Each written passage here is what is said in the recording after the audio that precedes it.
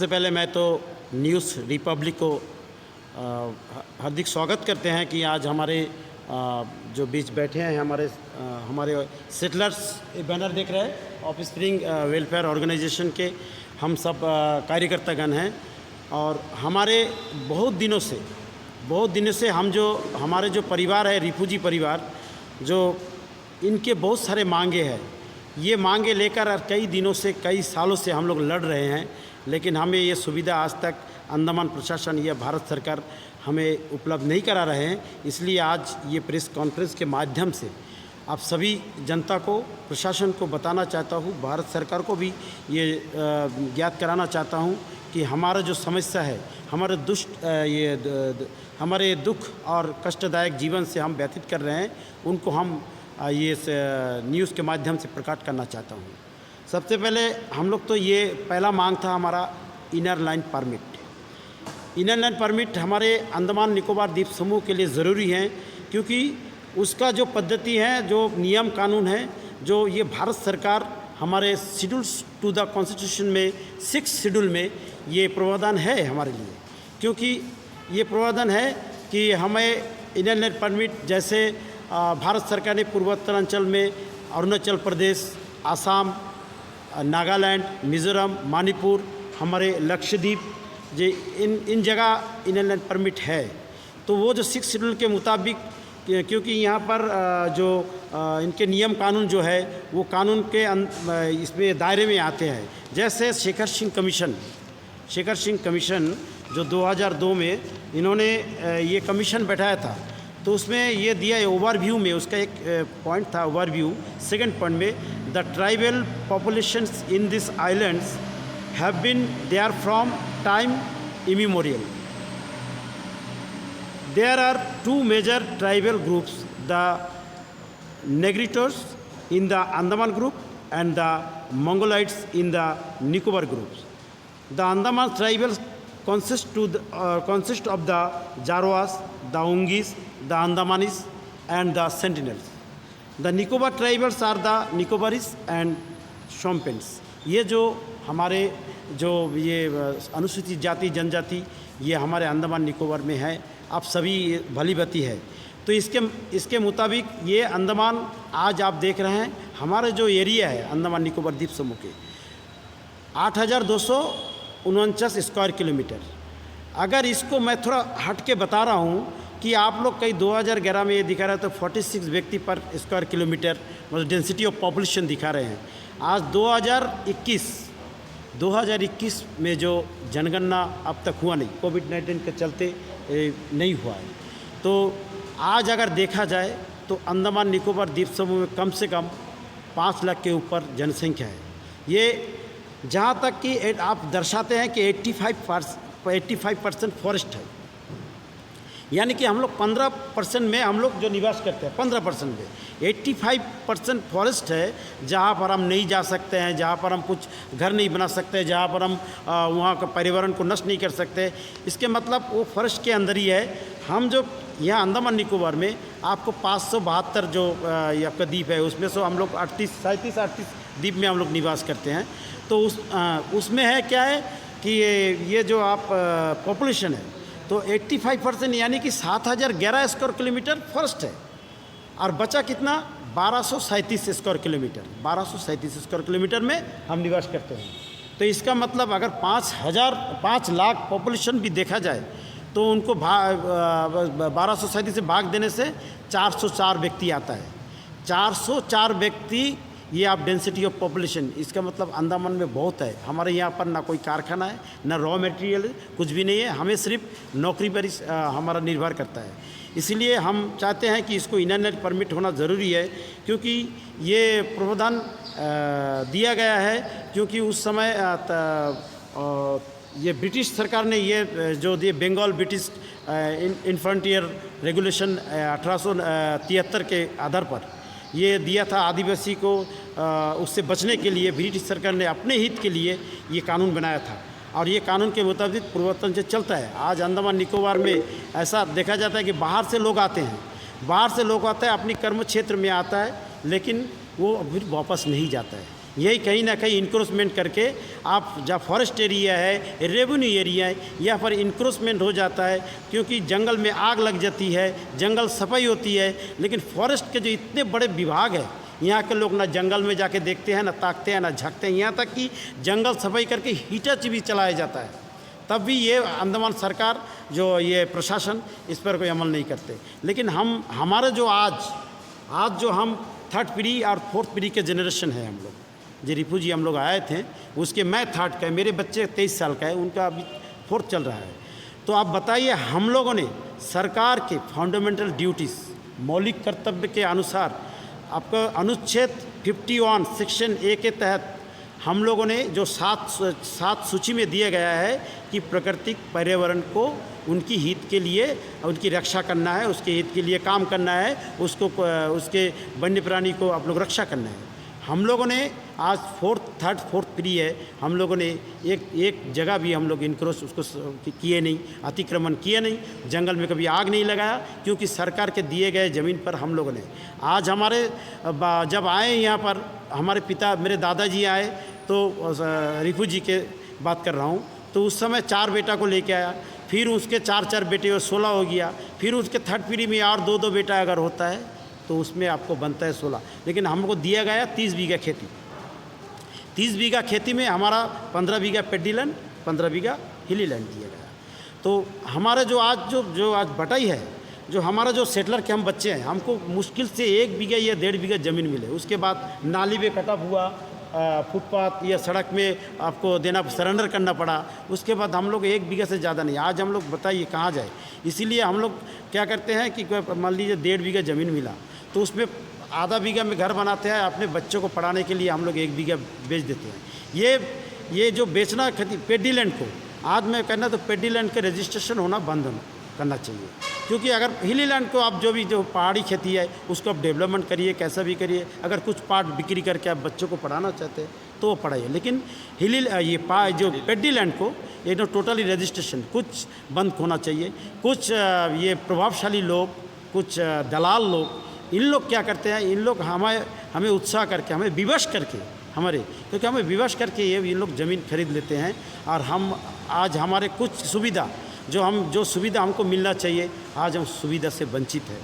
तो हम चाहते हैं कि आने वाले दिनों में ये जो परमिट है, और जैसे सिक्किम में आपको ये प्रावधान दिया गया है कि सरकार ने संविधान में दिया है, उसमें 36 अमेंडमेंट एक्ट 1975, इसमें 36 अमेंडमेंट एक्ट 1975 में सिक्किम को एक विशेष प्रावधान दिया गया है। इसमें सिक्किम के जो बाहर से आए लोग सिक्किम में अपनी जगह नहीं खरीद सकते हैं, वह कोई संपत्ति हड़प नहीं कर सकते हैं, संपत्ति खरीद नहीं सकते हैं, सिर्फ सिक्किम के लोग ही वहाँ पर ये खरीद सकते हैं। ये प्रावधान भी अंडमान के लिए हो। आज अंडमान में मैं बताता हूँ, पोडलर में इतनी समस्या है, पोडलर से डिगलीपुर मत जहाँ भी है, सब जनसंख्या का ये तो विस्फोटक है। दूसरी बात है ये पानी की समस्या, आने वाले दिनों में बिजली की समस्या, राशन की समस्या, शिक्षा की समस्या, चिकित्सा की समस्या, यानी कि बाजार में, मंडियों में आप जाइए, यहाँ तक कि आप एक पार्किंग का जगह नहीं मिलेगा। आए दिन ठेला लेकर सब बैठ जाते हैं आधार कार्ड दिखाकर। ये आधार मेरे यहाँ से कहना है, आज तमाम अंडमान निकोबार प्रशासन को, भारत सरकार को कहना है, अंडमान में आए आप काम करने के लिए, और कर्म क्षेत्र में आप आते हैं, आप कर्म करिए, आप दोबारा चले जाइए। एक आधार कार्ड दिखाकर आप यहाँ आके काम करते हैं, उसके बाद इंक्रोचमेंट कर लेते हैं आप जंगल में, फॉरेस्ट देखने वाला नहीं, फिर वो बच जाते हैं। ये बहुत बड़ा अन्याय है, ये अंडमान के लिए हानिकारक है। इसलिए हम चाहते हैं कि आज ये सब सुविधा ये जो हमको मिलना चाहिए उसको मिल जाता है। ये जो अभी आज JIA-OI जो पंचायत की सुविधा इन लोगों को मिल जाता है, जिसके जो कल परसों आए इस भारत जो है, जिसके मतलब कैटेगरी में जो कैटेगरी निचली कैटेगरी है, जो यहाँ पर ये 15-20 साल से बैठे हुए हैं, उनको सुविधा मिल जाते हैं। हमें जो यहाँ जो हमारा जो रिफ्यूजी के बच्चे जो हम लोग हैं थर्ड पीढ़ी फोर्थ पीढ़ी के लोग, हम लोग को कुछ सुविधा नहीं मिलते हैं। इसलिए हम चाहते हैं कि ये इनर लाइन परमिट होना ज़रूरी है, क्योंकि भारतीय संविधान में के अनुसार ये अंडमान निकोबार को ज़रूर होना चाहिए। और ये जो पेडी लैंड जो है, इन पर बिक्री का प्लॉट बनाकर जो प्रभावशाली लोग, कुछ दलाल लोग या उनकी यहाँ की प्रशासन के कुछ लोग भी यहाँ मिलकर ये सब करते हैं। आप हमारा हिली लैंड है, उनको भी वहाँ से मिट्टी काटना चाहिए। वो मिट्टी काट कर जो ओरिजिनल सेटलर की ज़मीन है, जो 1956 से कुछ दलदली इलाका है, जो पानी से भरा रहता है, कभी वो आज तक उसको डेवलपमेंट विकास नहीं किया गया, वो मिट्टी काट कर उस मिट्टी को इस ज़मीन में भरपाई हो जाए, ताकि यहाँ ये कृषि योग्य भूमि उसको बनाया जाए। ये ओरिजिनल सेटलर की बात कर रहा हूँ मैं। और दूसरी बात है मिट्टी की भरपाई। आज देखिए अंडमान में ये सारे पहाड़ पर्वत काट कर मिट्टी की कटाई करके सब जगह भर देते हैं। जो आए दिन ज़मीन खरीदते हैं, जो बाहर से आए लोग, उनको ये ज़मीन हाउस सेट भी कन्वर्ट नहीं है, हाउस सेट नहीं है, तब भी वो मिट्टी गिराकर ऐसा जगह बना दिया कि बाढ़ के समय, अभी पानी जब ये सीज़न आता है, रेनी सीजन में, बाढ़ के समय हम लोग पानी का निकास नहीं कर सकते हैं, ड्रेनेज सिस्टम नहीं है, सब डूब कर मरते हैं। इसीलिए ये जो पेडी लैंड में जो सेटलर को छोड़कर सेटलर के बच्चों को खाली देना चाहिए, और जो खरीदी हुई जगह में उस पर हाउस सेट नहीं देना चाहिए, कमर्शियल भी नहीं देना चाहिए। सेटलर के जो ज़मीन है, जो टुकड़ा बचे हैं, उसमें कमर्शियल भी देना चाहिए, हाउस सेट भी देना चाहिए। क्योंकि कुछ लोन लेकर भी हम, अब तो नौकरी नहीं मिलते, लोन लेकर भी हम कमर्शियल बनाकर उसमें कोई बिज़नेस, कोई व्यवसाय हम कर सकते हैं। धन्यवाद। तो सर मैं अपने पूछना चाहूँगा, जैसे अभी आपने बोला जो प्लॉटिंग हो रहा है, जैसे पेडी लैंड, तो पेडी लैंड जो प्लॉटिंग हो रहा है, देखिए कहीं ना कहीं सर इसमें तो ये किसान ख़त्म हो रहा है, तो किसान का संख्या कम हो जाएगा, फिर एग्रीकल्चर भी ख़त्म हो जाएगा। और इसका पीछे कहीं ना कहीं देखा अभी बाढ़ में तब्दील हो रहे थे, क्योंकि बराबर ड्रेनेज मिट्टी फिल करके जो पेडी लैंड में ऐसा प्लॉटिंग किया, कहीं ना कहीं यही जिम्मेदार कहीं ना कहीं ज़्यादा लग रहा है। सर इसमें सच्चाई है? ये सच्चाई है, क्योंकि खरीदे गए ज़मीन, आपको एक उदाहरण देता हूँ कि स्मिथ आइलैंड में, स्मिथ आइलैंड में जो भी वो ज़मीन सब बेच दिया है। ये लोग कौन है? बाहर से आने वाले, इसके पास ना कोई आइलैंडर कार्ड है ना कुछ है, ये कहाँ से आज तक इसके कोई एक कंस्ट्रक्शन के नाम पे, किसी के नाम पे ये ज़मीन खरीदा गया। तो इस तरह से हम पहले भी बता चुके हैं, कुछ हमें विवश करके, जो हम तो गरीब है, हमको तो ये हमें लोभ लालसा देकर जो भी बचे हैं उनको ज़मीन खरीदते हैं। इनके पास ना कोई कार्ड है, आइलैंडर कार्ड है ना कुछ है। ये आधार कार्ड कहाँ से आते हैं? आधार कार्ड दिखाकर आ जाते हैं, ज़मीन खरीद लेते हैं। फिर उसके बाद कोई हाउस सेट नहीं बनाते हैं, किसी को पैसा देकर, कहाँ से पता नहीं, इन लोग पैसा वैसा देकर इन लोग मिट्टी डालते हैं। मिट्टी डाल के उस जगह को ऊंचा बनाते हैं। वो तो कृषि योग्य भूमि को नहीं होना चाहिए। ये कृषि करने का ज़मीन है, इस पर हम फसल उगाएंगे, तो वो फसल छोड़कर इसको बेच देते हैं और उसको मिट्टी से भरपाई कर देते हैं। इसके बाद तब उसके बाद बाढ़ के समय इतनी असुविधा होता है, सब डूब कर मरता है घर, क्योंकि हम लोग तो पहले से घर बना चुके हैं, उसको दोबारा हम नहीं बना सकते, फिर हमें डूबना पड़ता है। सर इसमें सरकार का फार्मूला मैंने देखा, ये जो एडमिनिस्ट्रेशन का, जो रेवेन्यू का, तो इसमें फार्मूला ये लोग ये बना रहे। तो सोचिए एक व्यक्ति का नाम है 15 बीघा पेडी लैंड है, तो वो क्या करता, 15 लोग मिलकर खरीद रहे, मुडिशन पार्टीशन सब डिविजन होता, ये फार्मूला में खरीदता है। लेकिन हो क्या रहा है, वो प्लॉटिंग हो रहा है, फिर उसमें मिट्टी डाला जा रहा है। ये इस तरह से कर रहा है, ये फार्मूला से कर रहा है, लेकिन एडमिनिस्ट्रेशन मैंने वही देखा।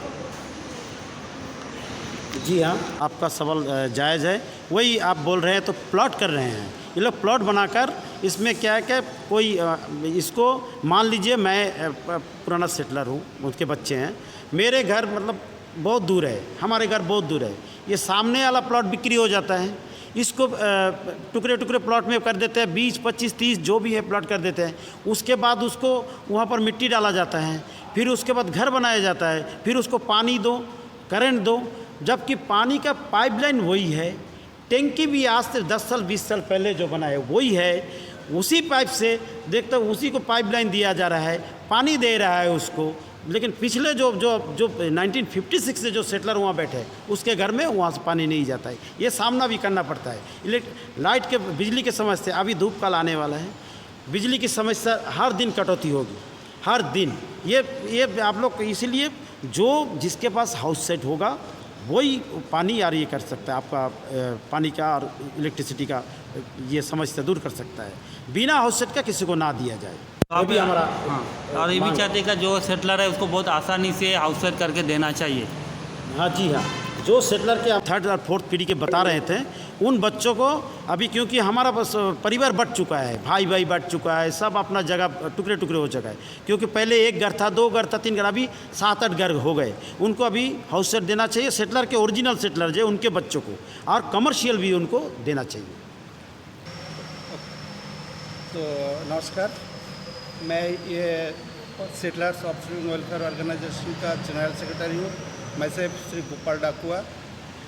तो ये जो सारे डिमांड्स, जैसे allotment of land to the descendant settlers, implementation of Shekhar Singh commissioner report and declare the Andaman and Nicobar islands as inner line area, ये सारे जो डिमांड्स लेके हम लोग Andaman administration as such chief secretary, deputy commissioner and others जो officials है, सबसे हम लोग मीट किया, उन लोग से बातचीत भी किया, कॉरेस्पॉन्डेंस भी किया। फिर not only administration but also honourable minister of forest and environment, honourable prime minister of India, former prime minister Atal Bihari Vajpayee ji, उनसे भी हम लोग मीट किया, बातचीत किया। हमारा जो डिमांड्स हम लोग उनका पास भी दिया, but till date no fruitful result और एक्शन देखने नहीं मिला। तो ये जो इनर लाइन के बारे में हम और थोड़ा सा बोलने मांगता। 14 दिसंबर 2014 जो office of the principal director of audit central Calcutta, इनका एक letter deputy commissioner south Andaman को भेजा था, ऑडिट क्वारी। उसमें जो लिखा है वो थोड़ा हम बोलने मांगता। Professor Shekhar Singh in his report to the honourable supreme court had made the recommendation that in order to prevent any further encroachment and rampant immigration, the Andaman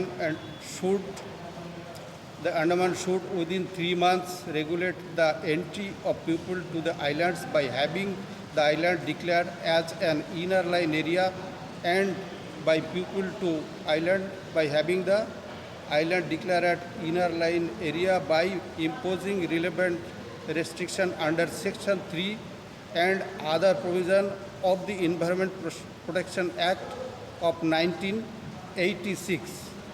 इसमें जो रिपोर्ट का ये दिया, इसका जो रिपोर्ट उसमें जो भेजा उसमें ये है, the scrutiny of records revealed that so far the administration had not initiated any step to implement the direction of the Supreme Court of India and the Andaman and Nicobar Islands Resolution 1876 as modified up to 31st May 1993 with regard to the entry of people to the islands by having the island declared as an inner line area। तो इसका बाद में ये जो home ministry advisory committee meeting हुआ था 19 अगस्त 2017, उसमें जो पॉइंट था, पॉइंट नंबर 20, उसमें 57 पॉइंट्स था। उसमें लिखा था considering that the carrying capacity of the islands have already the maximum, Honorable Home Minister desired that illegal entry of foreigners should be restricted. Lieutenant Governor Andaman and Nicobar Islands may like to seek suggestion in this regard from all the members and stakeholders, but till date जो inner line permit, वो inner line system आज तक वो implement हुआ नहीं। तो हम लोग on behalf of the organisation our prime request to our administration and government of India, the same should may kindly be implemented within a short period। Thanks। नमस्कार, मैं एक सेटलर परिवार का बेटी हूँ। मेरा पिता यहाँ का सेटलर था, मैं सेकेंड जनरेशन हूँ, यहाँ पे थर्ड जनरेशन भी है। तो मेरा उम्र आज 50 साल है। तो मैं 50 साल से देख रही हूँ अंडमान में जो सेटलर परिवार है उनका कई तरह का डेवलपमेंट नहीं हो रहा है। लोग आते हैं, इनक्रोचमेंट करते हैं, उनका घर में करंट बिजली सब पहुंच जाते हैं। आज का डेट में एक सेटलर परिवार का अगर एक करंट लेना है, पूरा परिवार का नो ऑब्जेक्शन ज़रूरी होती है। अगर उसका परिवार से कोई मेलैंड में भी है, उनको भी आना पड़ता है एक नो ऑब्जेक्शन देने के लिए दूसरे भाई बहन को। लेकिन इंक्रोचमेंट एरिया में करंट पानी कैसा इतना जल्दी आ जाता है वो मुझे मालूम ही नहीं। तो मैं सरकार से यही कहना चाहूँगी कि सेटलर परिवार आज 70 साल से आपके लिए अपेक्षा कर रहा है कि आप सेटलर परिवार का नॉर्म्स के हिसाब में जो सेकेंड जनरेशन, थर्ड जनरेशन, आज फोर्थ जनरेशन आ रहा है, सबको कुछ ज़मीन देने का वादा किया था। आज तक उस ज़मीन का क्या हुआ, मेरा एक क्वेश्चन है आज मेरा एडमिनिस्ट्रेशन से। और हमारे परिवार तो कोई जंगल को काटे नहीं, कोई फॉरेस्ट को कोई टॉर्चर नहीं किया, लेकिन जो लोग फॉरेस्ट का साथ में खिलवाड़ किया है उनके लिए सब सोच रहे हैं, लेकिन हमारे जो सेटलर परिवार है उनके लिए सोचने वाला कोई नहीं है। मैं हमारे भारत के प्रधानमंत्री उनसे ज़रूर रिक्वेस्ट करना चाहूँगा, जब यहाँ सेटलमेंट हुआ था अंडमान में, तब यहाँ का परिस्थिति किस तरह हालत में हमारे बुज़ुर्ग यहाँ में रहते थे, वो अगर कोई उनका जानकारी ले तो आँखों से आज भी आंसू गिरता है, क्योंकि ऐसे जगह में आप सेटलमेंट दिया था, ना मुख्य भूमिका साथ में कोई हमारा आना जाना था, ना हमारे परिवार के लोग कहाँ हैं। आज तक हमारे कई परिवार है कि हमारे पूर्वज कहाँ है, क्या है, आज तक हमें पता नहीं है। लेकिन अंडमान में जो लोग बाद में आए उनके लिए सब कोई सोच रहा है, और इनर लाइन परमिट हमारा यहाँ देना एकदम इजी तरीका है। अगर यहाँ का राज्यपाल अगर सोचते हैं कि इनर लाइन परमिट हम देंगे तो उनका वो अगर मुख्य भूमि में जाकर हमारे जो अंडमान निकोबार का माई बाप है, वो है हमारा गृह मंत्री जी से बात कर इनर लाइन परमिट दवा